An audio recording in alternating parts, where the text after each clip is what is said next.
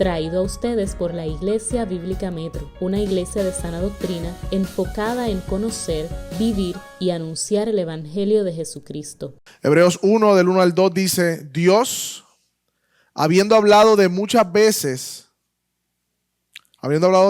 y de muchas maneras en otro tiempo a los padres por los profetas, en este último tiempo nos ha hablado por medio del Hijo, a quien constituyó heredero de todo y por quien asimismo hizo el universo. Mantenga ese texto ahí. En esta noche vamos a estar hablando, o estaré exponiendo ese texto a la luz de todo el contexto de las Escrituras. Defenderé o de alguna manera o hablaremos sobre el cesacionismo, la doctrina bíblica del cesacionismo.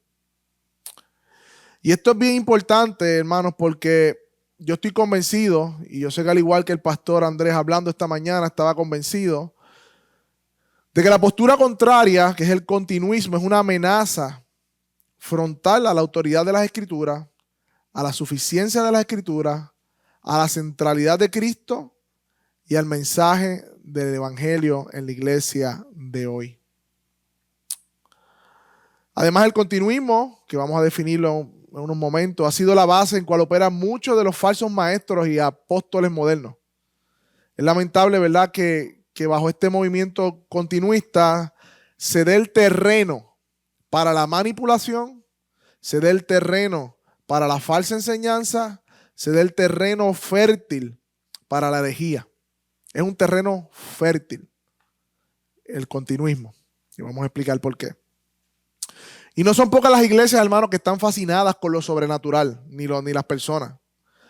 Y por esa fascinación se ha convertido el culto al Señor en espectáculos.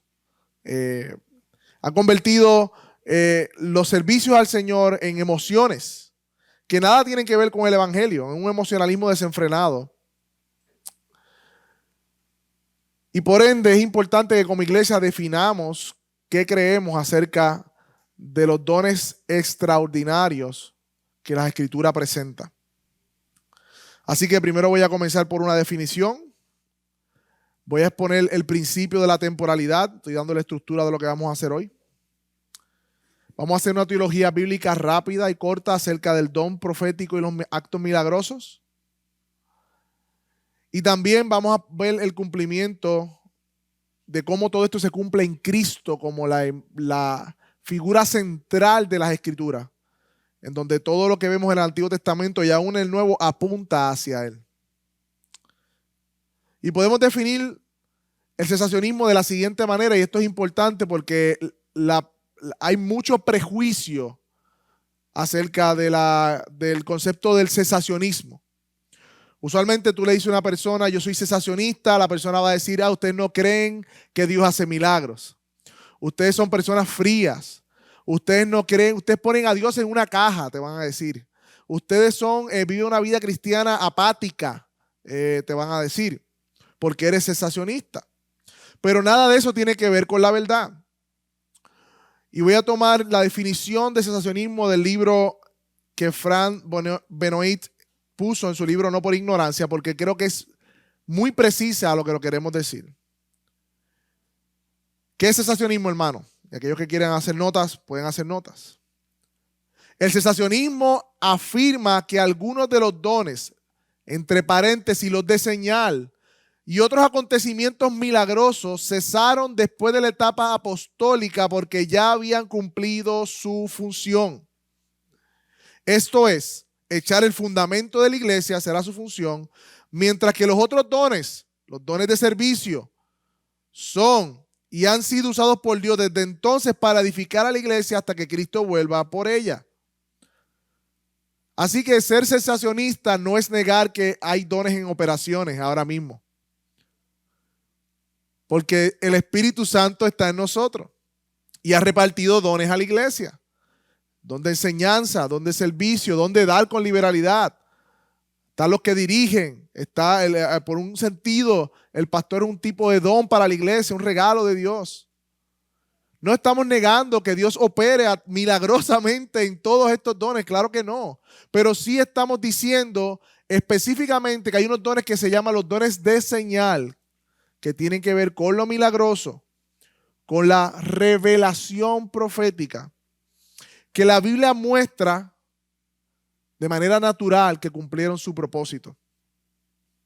Esto no significa, hermanos, que Dios no pueda hacer milagros. Eso no significa eso. Tampoco significa que el Espíritu Santo haya cesado y que no está operando en su iglesia hoy ni en el mundo. Usarlo así sería incorrecto e injusto. Eso no es lo que estamos diciendo. Por eso esta definición es importante, hermanos, porque aclara ese malentendido respecto a los dones. Ahora bien, ¿qué es el continuismo? Yo creo que es importante también tener la otra parte de la definición. Y esta definición de un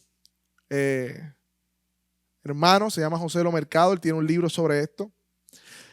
Y él afirma que el continuismo dice que ningún don presentado en el Nuevo Testamento como disponible ha cesado de funcionar, sino que todos los dones presentados allí continúan operando y están disponibles para la edificación de la iglesia.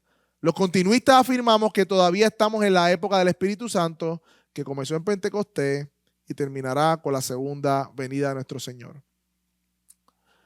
Y más adelante vamos a ver esa época de Pentecostés también.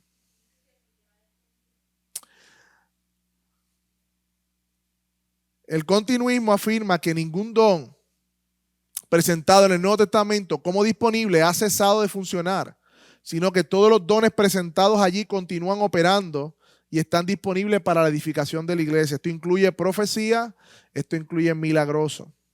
Ahora, cuando decimos don, estamos hablando de que Dios capacitó a personas específicas con esos dones para cumplimientos específicos. Por ejemplo, a los apóstoles eran, por decirlo de una manera, aquellos que en la transición del Antiguo al Nuevo Testamento estaban dando el fundamento de la iglesia. Dios le dio la autoridad a ellos para revelarse a ellos y ellos poder entonces traer la revelación de Dios escrita en el Nuevo Testamento. Pablo, por ejemplo, relata que subió a un lugar, aunque lo hace en tercera persona, y fue revelado cosas allí que imaginables. Y aún así Dios le dio un aguijón. Qué cosa, ¿verdad?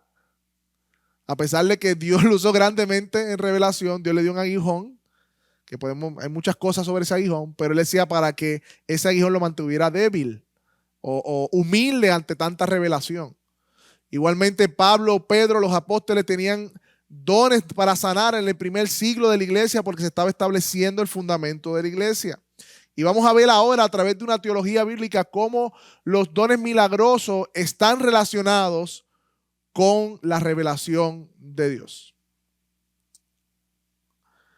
Y es bien importante que comencemos siempre desde el Génesis. ¿Por qué, hermanos? Porque toda doctrina bíblica no está en el aire. Toda doctrina bíblica, hermanos, está fundamentada sobre una narración de la historia de la redención de la iglesia por medio de Cristo. Por ende, no podemos tomar aislada cualquier doctrina, sino tenemos que verla dentro del contexto de la metanarrativa, que no es otra cosa que la narración de cómo Dios nos salva a través de Cristo que está en las Escrituras. Y comenzando en Génesis, vemos que la intención de Dios al crear el hombre era para que el hombre le glorificara y disfrutara de él por siempre, como dice el catecismo, que el hombre tuviese comunión con Dios. Pero muy temprano vemos que la caída, el pecado, separó al hombre de Dios. La comunión que el hombre gozaba con Dios fue ¿qué? Quebrantada. El pecado, debido al pecado, y como Dios es santo, no puede relacionarse con el pecador. Hubo una ruptura, fueron sacados del huerto del Edén donde Dios hablaba libremente con ellos.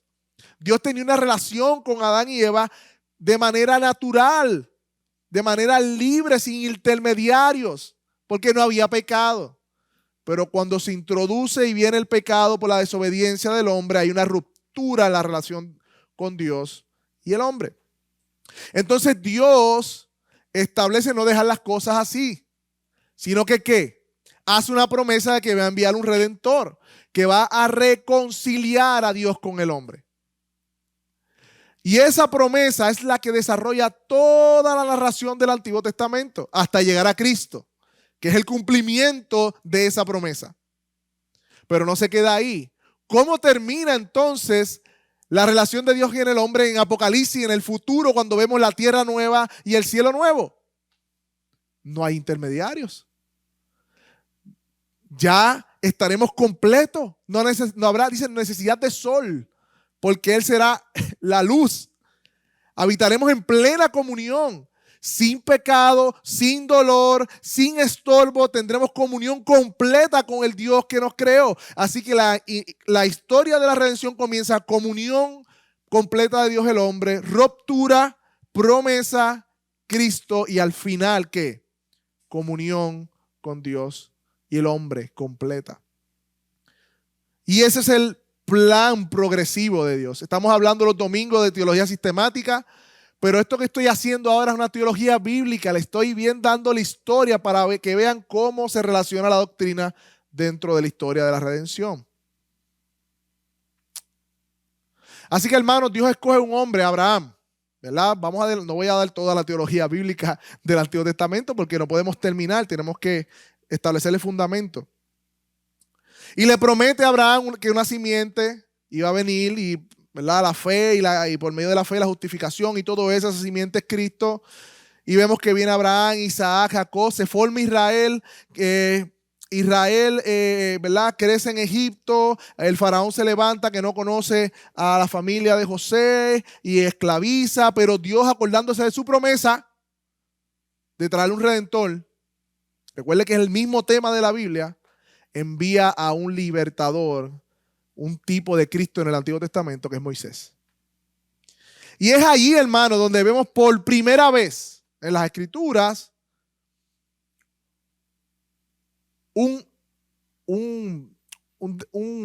¿cómo se dice? Un episodio o una revelación de qué es la profecía bíblica y cuáles son las señales y para qué son las señales. Y para eso quiero que me acompañen a Éxodo 4, 1 al 9. Éxodo 4 del 1 al 9.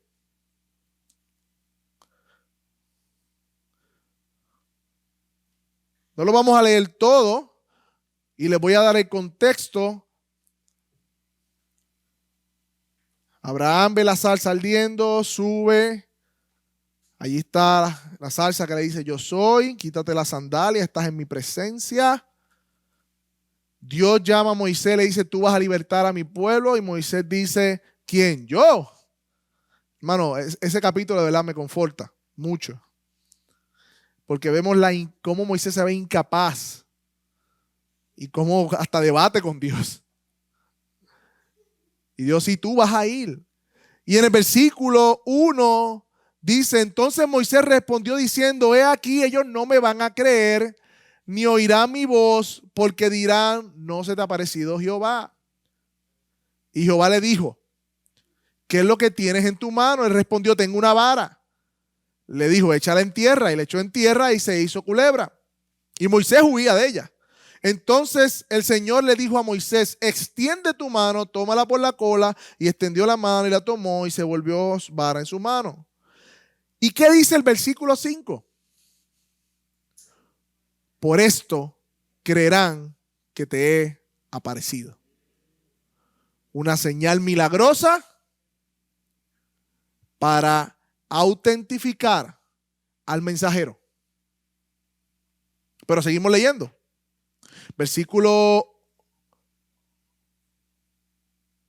Vamos al 8. Si aconteciera que no te creyeren, no te crean o no te obedecen a la voz de la primera señal, creerán por la voz de la postrera. Y si ni aún creyeren por estas dos señales, ni oyeren tu voz, tomarás las aguas del río y las derramarás en la tierra, y se cambiarán aquellas aguas, tomarás el río y se harán sangre en la tierra. Hermanos, aquí hay un principio claro del propósito de las señales milagrosas, hermanos. Y son, número 1, los milagros en la Biblia, en las Escrituras, para autentificar al mensajero y confirmar el mensaje de ese mensajero. Siempre hay una relación estrecha entre el profeta mensajero y las señales milagrosas en las Escrituras. Y lo mismo ocurrió con Elías y Eliseo. De hecho, es bien interesante. Si usted ve, más o menos la Biblia fue escrita por 1500 años de historia, en total, 1500 años aproximadamente. Si usted saca cuenta de en esos 1500 años, ¿cuántos años Dios usó a una persona específica para obrar milagros? Son menos de 200 años de esos 1500 años. Moisés fue uno, Eliseo, Elías, Jesús fue uno. Los apóstoles también fueron otros. Pero si tú sumas todos esos años donde Dios estaba obrando milagrosamente por una persona específica, y recuerden la historia de la redención, en un periodo particular, no llegan a los 200 años de toda la historia de la narración bíblica. Pero también en esa misma conversación, hermanos, que Dios tuvo con Moisés, hay un principio, no solamente para lo milagroso, sino para la profecía. Vayan conmigo a Éxodo 4, 15 al 16. Entonces Moisés sigue, ¿verdad?, como debatiendo con Dios y le dice, tú vas a ir. Y como yo soy tartamudo, dice, ¿quién hizo al mudo? ¿Quién hizo al que habla? Yo soy yo. Y siguió insistiendo en su incredulidad. Entonces Dios le dice, pues entonces vas a ir con Aarón. Versículo 15. Tú hablarás a él y pondrás en su boca las palabras, y yo estaré con tu boca y con la suya, y yo os enseñaré lo que hayáis de hacer. Y él hablará por ti al pueblo, y él te será a ti en lugar de tu boca, y tú serás para él en lugar de Dios. En otras palabras, hermanos, el faraón recibiría las mismas palabras de Dios con la autoridad mismas de Dios a través de Moisés y los labios de Aarón. Una definición bíblica de profecía: Dios hablando con la autoridad de Dios. Si alguien me dice una profecía hoy y yo no obedezco, estoy desobedeciendo a Dios, porque la profecía bíblica es Dios hablando con la autoridad de Dios y con todo lo que se implica. Esa es la definición bíblica de un profeta o de profecía. Cuando la Biblia dice que los profetas y apóstoles hablaron la palabra de Dios, indica que cuando proclamaban el mensaje divino, Dios estaba hablando a través de ellos. Por lo tanto, el profeta hablaba en lugar de Dios. Y quiero marcar esto bien claro, porque esa es la definición bíblica de profecía. Y en este momento de la historia de la redención, el profeta fungía como un intermediario entre Dios y los hombres. Él comunicaba la revelación de Dios. ¿Ok? Y lo interesante es que no existe ningún otro pasaje, ni en el Antiguo ni en el Nuevo Testamento, que altere, disminuya o cambie el significado y la autoridad de la profecía bíblica como se expresa aquí. De hecho, Pedro la confirma diciendo que cuando los santos hombres hablaron de parte de Dios, no hablaron por iniciativa propia, sino que fueron inspirados por el Espíritu Santo. ¿Y que hablamos el miércoles pasado? El Espíritu Santo es Dios. También Pablo en el Nuevo Testamento, en Efesios, dice que tanto los apóstoles y los profetas son el fundamento de la iglesia. ¿Por qué? Porque al igual que los profetas, a los apóstoles les fue conferida la autoridad de establecer la doctrina cristiana. Y claro, estoy hablando de los apóstoles con sus requerimientos bíblicos. No estoy hablando de los apóstoles modernos, estamos hablando de los apóstoles bíblicos. Aquellos escogidos por Dios que vivieron, como por Jesús, que vivieron o fueron testigos de su vida, muerte y resurrección. Eran 12, cuando Judas se suicida toman a otro. Y aún Pablo dice, yo soy como un abortivo porque de los apóstoles yo fui el último a quien Jesús se apareció. Allí, camino a Damasco. Vayan conmigo también, hermanos. Vimos un ejemplo en Hechos, en Éxodo, pero vamos a ver ahora un ejemplo en Hechos. En Hechos 15, versículo 12, un pasaje central del libro de Hechos que estamos terminando. En un momento transicional, hermanos, que la iglesia cristiana que inició judía, en un sentido, por decirlo de una manera, no había comprendido a plenitud que también los gentiles también son parte de ese pacto, aunque Dios se lo iba revelando desde el Antiguo Testamento. Por eso Pedro va a casa de Cornelio, ve que desciende el Espíritu Santo y se sorprende y dice, wow, a Dios también les he dado lo mismo que a nosotros. Y Dios permitió eso porque luego más adelante en el concilio de Jerusalén, que estaban todos los grandes, por decir una manera, de la primera iglesia del primer siglo, estaba Santiago, Pablo, Bernabé, estaba el Dream Team de la fundación de la iglesia, estaban todos allí. Miren lo que dice en Hechos 15:12. Había una discusión si a los gentiles había que judaizarlo. Y Pedro dice, no, porque ellos también recibieron el Espíritu Santo. ¿Y qué dice el 12? La multitud hizo silencio y escuchaban ¿qué? A Bernabé y a Pablo y relataban las señales y los prodigios que Dios había hecho entre los gentiles por medio de ellos. ¿Por qué esto es importante? ¿Para qué eran los milagros y los prodigios según vimos en Éxodo? Para autentificar al mensajero y validar el mensaje de Dios. Por eso los apóstoles también hicieron milagros en la primera iglesia en el primer siglo.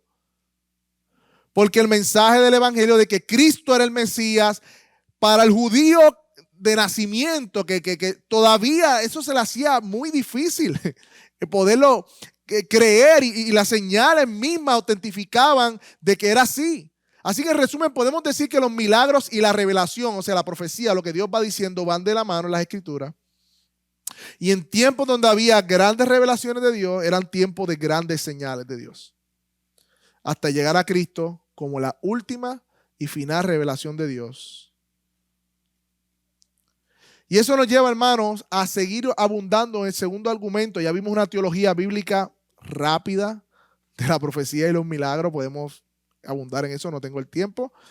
Segundo argumento, el argumento de la temporalidad. Esto es otro argumento muy importante que ya lo he ido diciendo, pero lo voy a establecer ahora. Me gusta mucho como lo dice el libro de No por Ignorancia, porque él usa el pasaje de Deuteronomio 6:20 y no es el único. Pero ¿saben lo que hace Moisés? Manda a los padres que le enseñen a sus hijos, a la futura generación, a lo que Jehová hizo en el pasado. Las señales, los milagros grandes y terribles en Egipto para liberar a su pueblo. Y esto anticipa a las futuras generaciones que la obra milagrosa de Dios no sería la misma que fue en el pasado. De hecho, hay muchos salmos, y no solamente salmos, Jueces, 1 Samuel, que le dice al pueblo de Dios, recuerden las obras de Dios. Cómo nos libertó de Egipto, cómo dividió el mar, cómo convirtió el agua en sangre. Todo esto, por decirlo de una manera, está diciendo, hay un tiempo en donde Dios se reveló de esta manera milagrosa por una obra de revelación que estaba haciendo, que ahora no está sucediendo.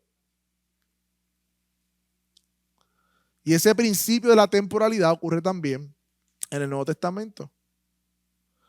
Por decirlo de una manera, después de Malaquías, hay un periodo de silencio, se le dice. Aunque no es la mejor forma de describirla, o porque realmente Dios seguía obrando en su pueblo y se estaban preparando las condiciones para la llegada de Cristo históricamente. Pero en esos 400 años no hubo palabra de Dios, no hubo profeta.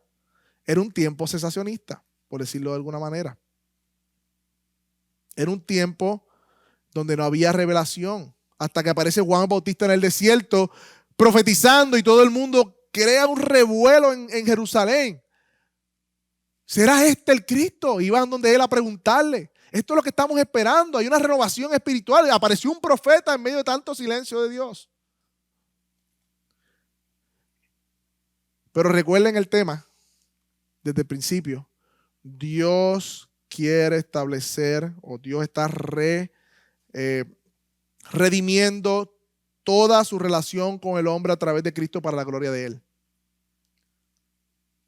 Así que el profeta, los milagros y todo esto en un contexto de un marco histórico bíblico tiene un propósito en su tiempo y su debido momento.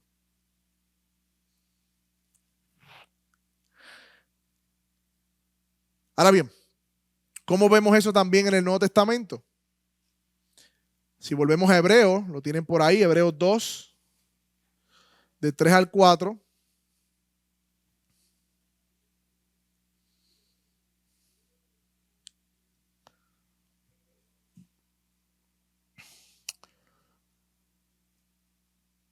Habla un poco más de este principio aplicado a los apóstoles y los profetas del Nuevo Testamento. Versículo 3 dice: ¿cómo escaparemos nosotros si descuidamos una salvación tan grande, la cual, hablando de la salvación, después que fue anunciada primeramente por medio del Señor, no fue confirmada por los que oyeron? ¿Y cómo fue confirmada, hermanos? Versículo 4. Testificando Dios juntamente con ellos, tanto por señales como por prodigio. Hablando de la época del establecimiento de la iglesia, Hebreos es una carta bastante tardía del Nuevo Testamento, cerca del año 70 se cree. Y diversos milagros y por dones del Espíritu Santo. Y miren qué interesante la última frase. ¿Según qué? Su propia voluntad. El escritor reconoce que es voluntad del Espíritu Santo o prerrogativa del Espíritu Santo el obrar o no el obrar milagros, según vemos en el principio, en ese sentido de la temporalidad, cada época en donde Dios se va revelando. Y créame, hermanos, que en el Nuevo Testamento, en ese primer siglo, no es un siglo repetible para nosotros. Tanto Hechos como Pentecostés tienen un aspecto histórico redentor y muy importante para la fe cristiana, que es irrepetible. Y aquí entramos en el argumento nuevamente que entramos el miércoles pasado. Pero si vemos en Hechos que el Espíritu Santo fue derramado sobre la primera iglesia, lo hablamos el domingo pasado, el miércoles pasado, y que ellos profetizaban y hablaban en otras lenguas, y vemos sanidad, y vemos milagros, y vemos todo esto. Si nosotros estamos también en la era de la iglesia, entre comillas, ¿por qué nosotros no practicamos las mismas cosas? ¿Por qué no vemos eso en nosotros? Porque somos menos cristianos que ellos, somos cristianos de segunda categoría. ¿O hemos perdido el poder? ¿O es falta de fe? No, hermanos. Naturalmente los mismos escritores reconocieron que ese obrar milagroso fue reduciendo mientras se iba avanzando y estableciendo el cristianismo. Es interesante que en las primeras cartas de Pablo vemos alusiones hacia la profecía, hacia las lenguas en primera de Corintios, en Tesalonicenses, a la profecía. Pero a medida que Pablo va escribiendo y en sus últimas cartas hay una reducción, no diría sorprendente, pero evidente, de la referencia a la profecía, al don de lengua, a lo milagroso, y lo cambia por un énfasis a lo ya revelado. Por eso en las cartas pastorales, que es la última de carta de Pablo, cuando antes de morir, que le escribe a Timoteo, le dice: Timoteo, aférrate a las escrituras que te enseñaron tu abuela y Loida y todo lo que has aprendido de mí, esto haz. No le dice busca profecía, no le dice, no, aférrate a lo que ya has aprendido. Como preanunciando, diciendo de alguna manera, y lo vemos en las cartas, mientras más avanzada es la carta, menos referencia hacia ese tipo de revelación que sí estaba ocurriendo en el Nuevo Testamento. ¿Por qué? Porque toda la escritura no estaba completada. La época de la primera iglesia, que vemos que se está desarrollando a través del libro de los Hechos y luego en las cartas, y especialmente en esos primeros años, Dios estaba revelando a su pueblo. Y el don de lenguas estaba relacionado con el don de profecía. De hecho, Pablo decía: si tienes lengua y no tienes interpretación, cállate, yo prefiero que profetice, porque nadie entiende lo que dice. Pero la profecía todos somos edificados, y ahí podemos evaluar que Dios está hablando al día de hoy, a nosotros, según las escrituras. Eso es lo que dice Pablo en Corinto. Eso no es lo que vemos hoy día, ¿verdad? Porque vemos otra cosa. Pero es porque había la revelación de Dios, lo que usted tiene en sus manos, las escrituras, aún no estaban completadas. Dios capacitaba a estos hombres, los apóstoles, los profetas en el primer siglo, para traer revelación a su pueblo. Y una vez esa revelación ha sido completada, no hay necesidad, hermanos, de nueva revelación. Leímos que la última palabra es Cristo. Leímos que la profecía es literalmente Dios hablando. Así que la época, este es el otro argumento, la época fundacional de la iglesia es bien importante en nuestra argumentación de la cesación de los dones. Y mire lo que digo de nuevo, no todos los dones, dones de señales y de revelación.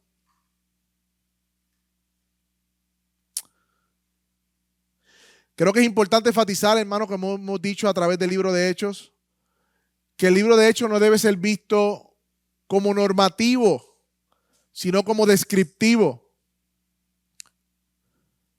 Y un comentarista sugiere que Lucas lo que está escribiendo es la continuación del Evangelio de Jesús.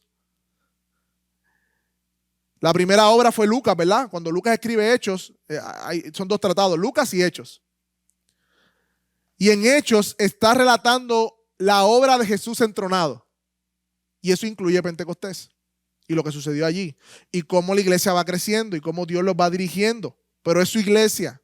Él desarrolla su iglesia desde Jerusalén, Samaria, hasta los confines de la tierra. Judea, Samaria, hasta los confines de la tierra. Y ya estamos terminando Hechos luego de 2 años ya.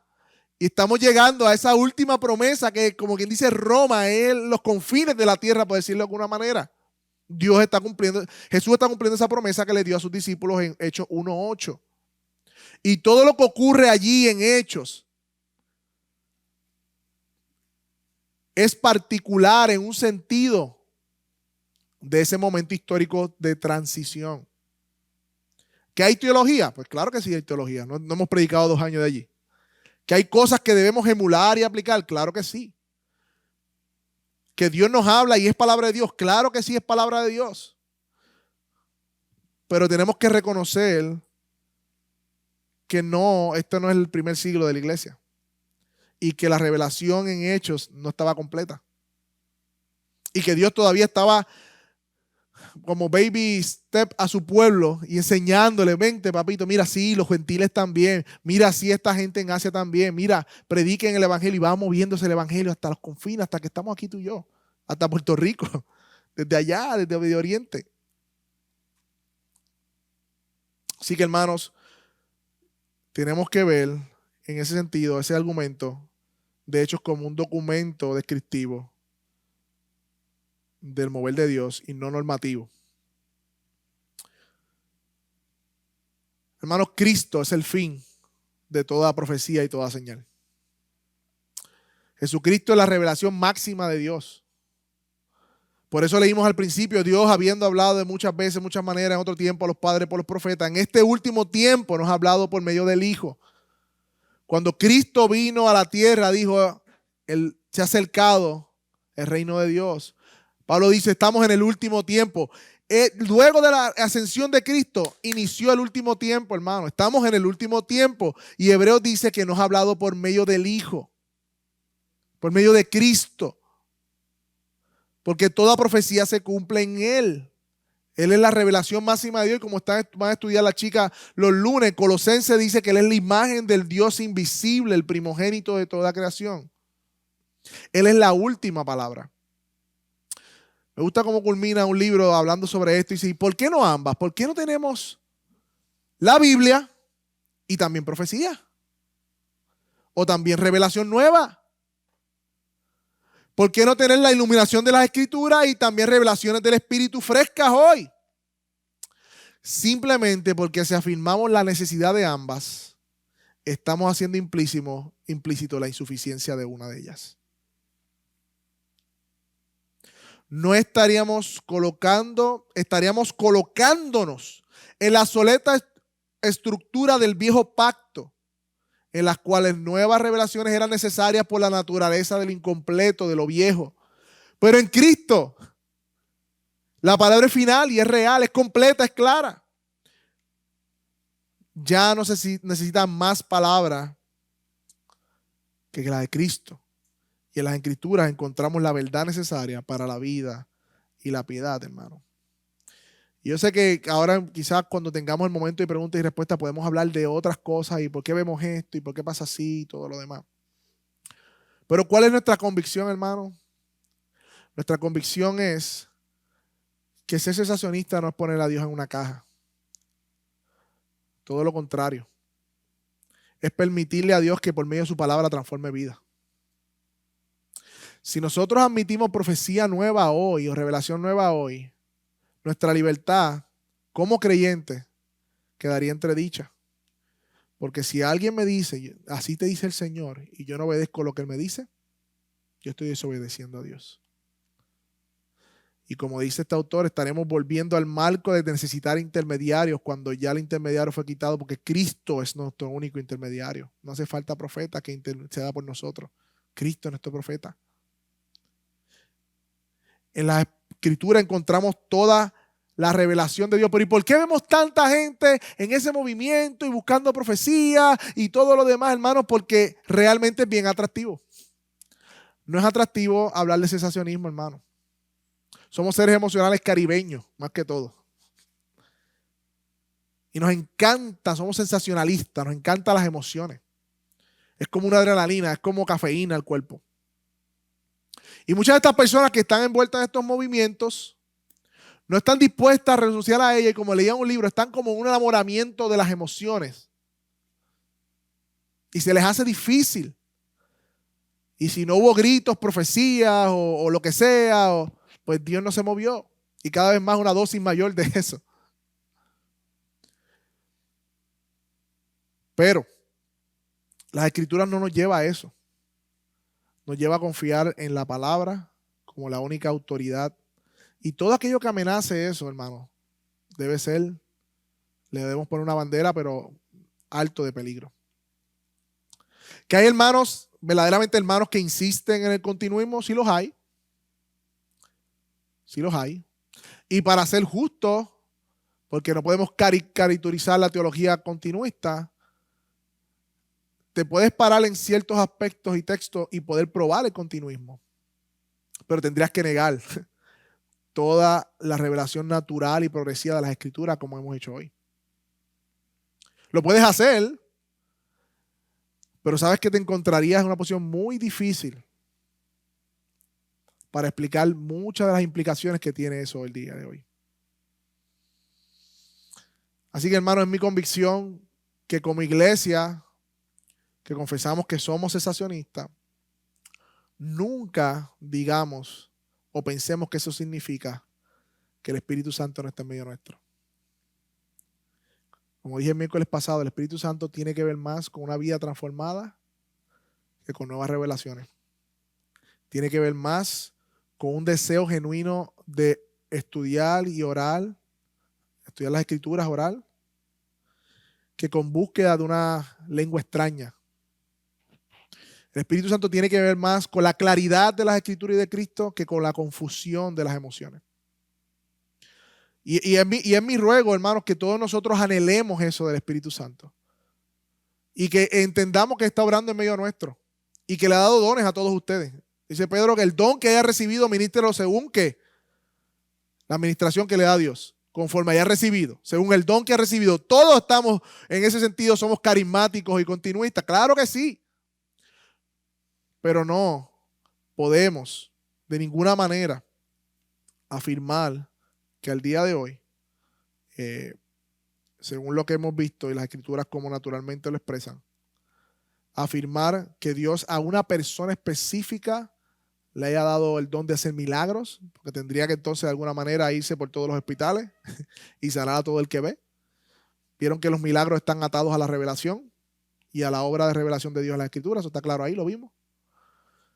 Y tampoco podemos afirmar que Dios, por lo menos con la definición de profecía bíblica, hoy esté dando nueva revelación, porque tendría que ser escrita y aplicada para toda la iglesia, hermano. Si no hay alguien que sabe más de lo que Dios ha a decir que nosotros como iglesia, es más iglesia que nosotros, o es más cristiano que nosotros, porque tiene una revelación que nosotros no tenemos. Así que en ese sentido, cuando hablamos del cesacionismo, hablamos de ¿qué? Los dones espectaculares, milagrosos o de señal. Amén. Así que vamos a orar, a darle gracias al Señor. Señor, gracias por este tiempo que pudimos discutir esta palabra tuya, Señor. Es nuestra convicción, Señor, que tú nos has llamado a ser fieles a tu revelación, Señor. A ser fiel a lo que tú, Señor, nos has dicho. Y que podemos, Señor, confiar en la única palabra verdadera y segura, como dice Pedro, que son las Escrituras. Oh, Señor, ayúdanos, Señor, de alguna manera a hacer luz en medio de tanta confusión, Señor. Ayúdanos, Señor, de alguna manera, Señor, que todos nosotros venimos quizás de este trasfondo. Muchos de nosotros tenemos familiares en este trasfondo. Y aunque algunos de ellos muy sinceros, Señor, reconocemos el peligro y la amenaza a tu palabra que esto puede representar. Pero al mismo tiempo te pido, Señor, que ese celo que ellos parecen mostrar, Señor, que nosotros también lo mostremos por tu palabra, por tener comunión contigo y con nuestros hermanos, Señor. Te lo pido en nombre de Jesús. Amén.